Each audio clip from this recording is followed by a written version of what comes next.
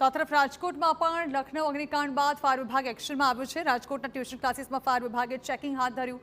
જાશલ કોમ્પ્લેક્સમાં આવેલા ટ્યુશન ક્લાસીસમાં બેદરકારી સામે આવી। ફાયર સેફટીના સાધનો એક્સપાયર થઈ ચૂક્યા હોવાનો ખુલાસો થયો છે। અહીં નાની જગ્યામાં ધમધમતા ક્લાસીસમાં ફાયર સેફટીનો અભાવ છે। ક્લાસીસ સંચાલકોને ફાયર વિભાગે આ મામલે નોટિસ ફટકારી છે। તો આગામી દિવસોમાં સ્થિતિ નહીં સુધરે તો એકમો સીલ કરવામાં આવશે। उत्तर प्रदेशના લખનૌમાં ક્લાસીસમાં આગની ઘટના બાદ દેશભરમાં એલર્ટ જાહેર કરવામાં આવ્યું છે અને દેશભરમાં જે ફાયર વિભાગ છે તે ક્લાસીસની તપાસ કરી રહ્યા છે। રાજકોટ ફાયર બ્રિગેડ છે તેમના દ્વારા પણ આજે તપાસ છે તે હાથ ધરવામાં આવી છે। રાજકોટના 150 ફૂટ રિંગ રોડ પર આવેલ જે જાસલ કોમ્પ્લેક્સ છે કે જ્યાં ઘણા બધા ટ્યુશન ક્લાસીસ આવેલા છે, ત્યાં અત્યારે ફાયર વિભાગની ટીમ છે તે પહોંચી છે અને તેમના દ્વારા જે તપાસ છે તે હાથ ધરવામાં આવી છે। આ જ પ્રકારે રાજકોટના જે 18 વોર્ડમાં અલગ અલગ 18 જેટલી ટીમો બનાવીને આ તપાસ છે તે હાથ ધરવામાં આવી છે।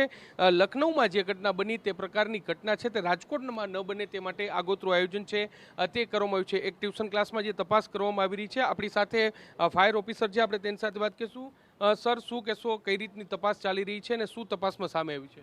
આજરોજ સીઓફઓ સાહેબ તો ડેપ્યુટી સીઓફઓ સાહેબની સૂચના અનુસાર લખનૌમાં જે બનાવ બન્યો છે એના અનુસંધાને દરેક વોર્ડમાં અલગ અલગ ટીમ બનાવી ટ્યુશન ક્લાસીસ છે એમાં ફાયરના સાધનો કોઈ કમી હોય અથવા બંધ હોય તો એના માટે ચાલુ કરવું એ પૂરતા કરવા માટે અલગ અલગ ટીમ અમે કાર્યરત છે।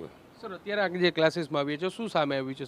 સર અહીંયા જે આવ્યા તો જોયું છે તો જે ફાયર એક્સટિંગ્યુશર છે એ રિફિલિંગ એની ડેટ પૂરી થઈ ગઈ છે તો રિફિલિંગ માટેની અમે નોટિસ પાઠવી છે। સર, શું ઓવરઓલ કાર્યવાહી કરવામાં આવશે? જે જગ્યાએ ફાયરના સાધનો ઉપલબ્ધ નહીં હોય અથવા તો જે યોગ્ય જાળવણી થવી જોઈએ તે ઉપયોગ નહીં હોય તો શું કાર્યવાહી કરવામાં આવશે? નોટિસ આપ્યા બાદ માની લ્યો કોઈ કાર્યવાહી નથી કરતા તો અમે છેલ્લે સીલ સુધીની કાર્યવાહી કરવા તૈયાર છીએ।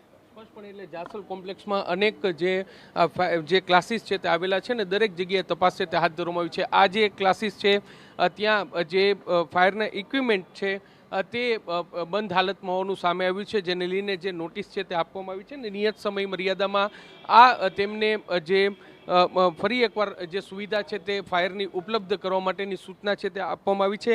આ જ પ્રકારે 18 વોર્ડમાં કાર્યવાહી છે તે કરવામાં છે। સામાન્ય રીતે જે નાની દુકાનો છે, નાના કોમ્પ્લેક્સો છે અને એક બંધિયાળ જગ્યામાં આ પ્રકારના કોમ્પ્લેક્સો છે તે ધમધમતા હોય છે। જ્યારે કોઈ આગ જેવો બનાવ બને તો વિદ્યાર્થીઓ બહાર કઈ રીતે નીકળે તે પણ એક મોટો સવાલ હોય છે ને તેને લઈને જ ફાયર વિભાગ છે તે અત્યારે સફાળું જાગ્યું છે અને લખનૌની ઘટના બન્યા બાદ જે ફાયર વિભાગ છે તેમના દ્વારા તપાસ છે તે હાથ ધરવામાં આવી છે ને આ જ પ્રકારની તપાસ છે તે રાજકોટના 18 વોર્ડમાં અત્યારે ચાલી રહી છે। જે જગ્યાએ જે કેટલીક મુશ્કેલીઓ સામે આવે અથવા તો જે ફાયરના નિયમોનું ઉલ્લંઘન થયું હોય ત્યાં ફાયર વિભાગ છે તે નોટિસ આપી અને કાર્યવાહી કરી રહી છે।